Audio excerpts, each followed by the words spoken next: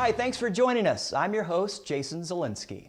A series of historic and devastating storms hit Austin and really the entire city, bringing waves of snow, ice, and wind over the course of 8 days. As each storm rolled in, more ice built up on trees and power lines, leading to storm-related outages. Additionally, ERCOT-mandated power outages put an extreme burden on our customers.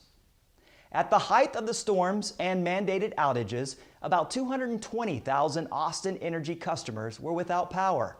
As soon as Austin Energy was given the go-ahead from ERCOT and safely able to do so, their crews began restoration efforts. Austin Energy crews untangled broken tree limbs from power lines, sometimes across steep, rocky terrain. Other outages required more intricate work, like replacing blown fuses at individual locations. We understand being without power in these weather conditions for an extended period of time is frustrating, challenging, and scary. We thank Austinites for their patience as our crews and support teams worked around the clock to safely restore power. Water services also became critical during the storm. Due to power loss at the Ulrich Water Treatment Plant, Austin Water's largest water treatment facility, and numerous leaks from freeze-damaged infrastructure, water storage and water pressures dropped drastically, causing citywide outages. Austin water crews worked 24 hours a day to repair broken water lines and leaks. Plant workers coordinating with Austin Energy got the treatment plant back online. Residents helped by conserving water to allow reservoirs to recover. Water service has now been restored system-wide. To ensure drinking water was safe, the city issued an emergency water boil notice. Loss of pressure could have resulted in contaminants in the water supply. Fortunately, it was only precautionary and no contaminants were ever detected. Helping our community recover remains the city's top priority.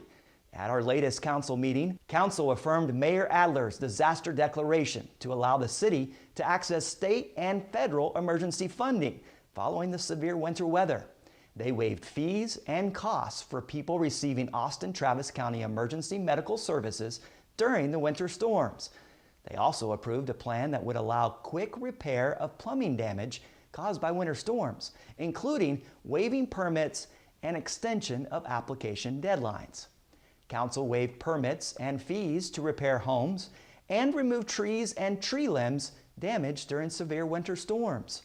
They also voted to suspend late fees for Austin Energy and Austin Water bills to enable residents and businesses to focus on repair and restoration efforts after the storms.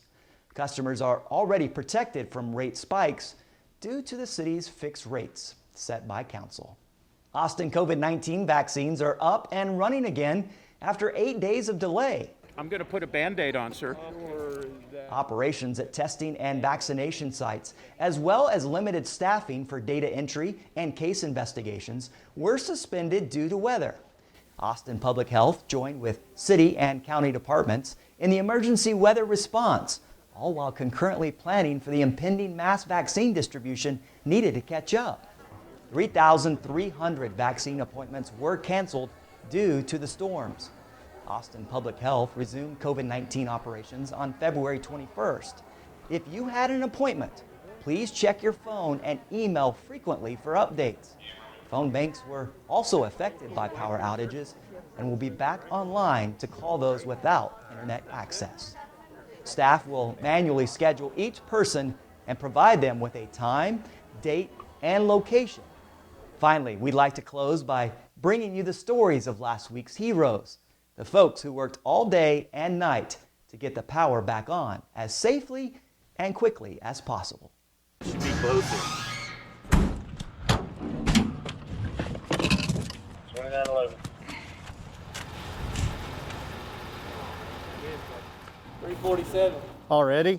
Yeah. Dang, it's gonna take longer than I thought. 2 days ago, I went home for the first time since the Thursday before. Normally, my wife and I, we always go on a Valentine's vacation. I missed that. This Friday was my birthday. I was working. So it's been a tough week. It's one of the longest I've had to work since I've been here. Man, the snow, the conditions themselves, just driving, we've had a couple close calls. Just navigating to our equipment was tough in itself. So just imagine doing this when it's 17 degrees and your fingers don't want to work.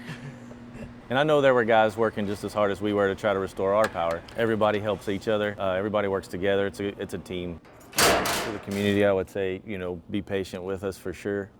We're definitely working hard, trying to get it restored.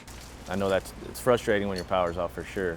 Sometimes we don't know how long it's going to take because we haven't found the problem yet, and we're working to do and find that. A lot of us don't have power, but at the same time, like, a lot of these people don't either, and they're out here trying to make sure that everyone gets power. So I just want to say thank you to all of them. I appreciate it. It's tough, but like I said before, we've all been away from our families for long periods of time because of storm restoration. So if this is your first storm, I'm sure it's hard, but this is none of our first rodeos, so we got it. We're just out here to work and get our job done. I mean, if they could be patient, that'd be great, but if they're not, we totally understand, but they just have to know that we're not leaving until the power's on. And that's it for this week's City View. Thanks for watching, Austin. Be sure to catch up on all the latest information on atxn.tv, our social media channels, and on our dedicated webpage, austintexas.gov/COVID-19. Stay well, Austin.